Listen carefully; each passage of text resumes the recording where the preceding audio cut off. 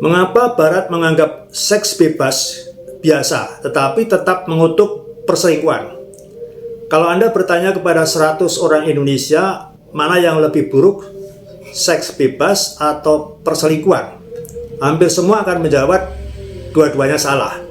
Dalam pandangan mayoritas masyarakat Indonesia, hubungan seksual itu hanya boleh dilakukan setelah menikah. Jadi baik dua orang lajang yang berhubungan seks maupun seorang suami yang berselingkuh atau istri yang berselingkuh, keduanya sama-sama dianggap melanggar norma agama dan norma masyarakat. Inilah cara berpikir yang sudah hidup berabad-abad di Indonesia, di banyak negara Islam, juga di sebagian besar negara Asia.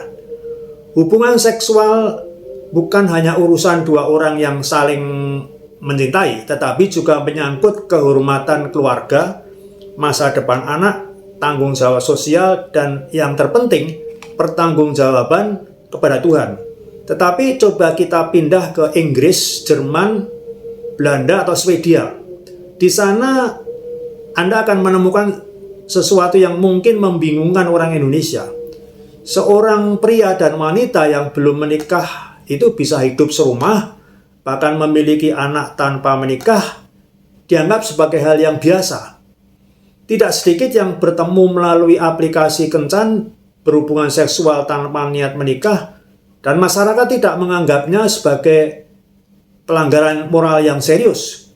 Namun anehnya, jika pria yang sama ternyata diam-diam berselingkuh dari pasangannya, hampir semua orang akan mengecamnya. Mengapa? Bukankah keduanya sama-sama melakukan hubungan seksual? Disinilah letak perbedaan yang sangat mendasar antara moral timur dan moral barat modern.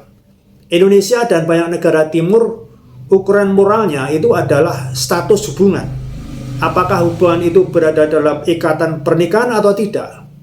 Jika tidak, maka hubungan seksual dianggap tidak sah, meskipun dilakukan secara suka sama suka.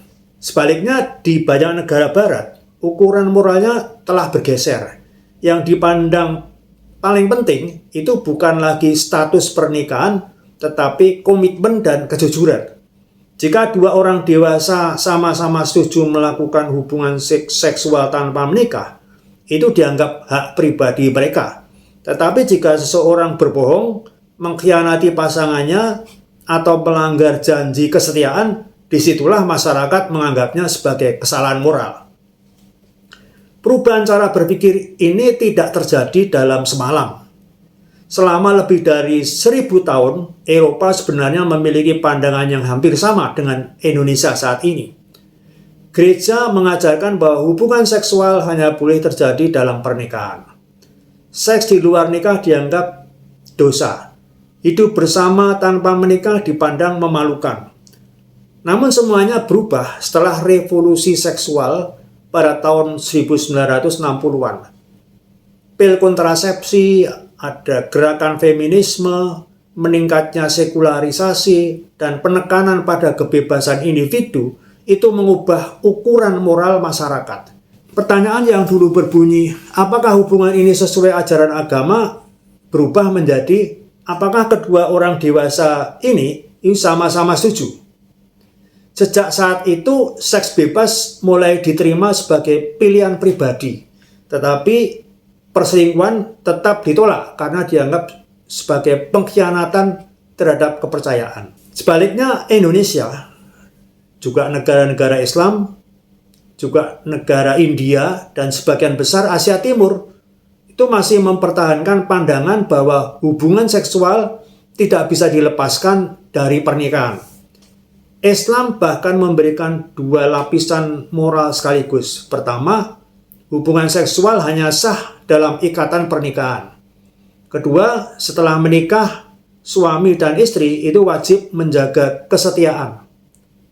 Dengan demikian, seks bebas maupun perselingkuhan sama-sama dipandang salah, meskipun alasan moralnya berbeda. Seks bebas dianggap merusak kehormatan dan tatanan keluarga, sedangkan perselingkuhan adalah pengkhianatan terhadap amanah, pasangan, dan anak-anak. Yang menarik, jika kita melihat data dunia, justru muncul sebuah paradoks. Negara-negara barat semakin menerima seks bebas, tetapi tetap menghadapi meningkatnya kesepian, menurunnya angka pernikahan, dan rendahnya angka kelahiran. Di sisi lain, negara-negara timur masih menjunjung tinggi pernikahan sebagai normal, tetapi perceraian dan perselingkuhan juga meningkat. Artinya, baik kebebasan seksual maupun aturan yang ketat ternyata tidak otomatis menghasilkan keluarga yang harmonis. Karena itu, pertanyaan terbesar abad ke-21 bukan lagi sekadar apakah seks bebas boleh atau tidak. Pertanyaan yang jauh lebih penting adalah nilai apa yang paling mampu membangun keluarga yang stabil, melahirkan generasi yang sehat, dan mempertahankan sebuah peradaban. Apakah cukup dengan persetujuan dua orang dewasa, seperti yang diyakini banyak masyarakat barat, ataukah hubungan seksual memang harus berada dalam ikatan moral, keluarga, dan agama seperti yang diyakini di Indonesia dan banyak negara timur? Perdebatan inilah yang hingga hari ini masih menjadi salah satu perdebatan paling besar dalam sejarah peradaban manusia.